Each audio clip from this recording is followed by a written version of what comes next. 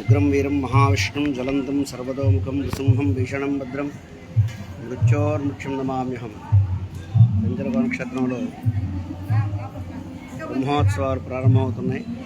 ఈరోజు సాయంకాలం అంకురార్పణతో స్వామివారికి బ్రహ్మోత్సవాలు ప్రారంభమవుతాయి. దానికంటే ముందే ఈరోజు స్వామివారిని గోనపల్లి గ్రామం నుంచి శోభాయాత్రగా ఉత్సవమూర్తుల్ని కోనకు తీసుకొచ్చి స్వామివారికి వేసవి తాపం తగ్గించేదానికోసమని విశేష అభిషేకం నిర్వహించాము. సాయంకాలం సమయంలో సన్నపాటి జల్లు బ్రహ్మోత్సవాల ఆనవాయితీ. ఇది బ్రహ్మోత్సవాల ముందుకు వర్షం పడడం, అదేవిధంగా ఇప్పుడు కూడా వర్షం పడుతుంది.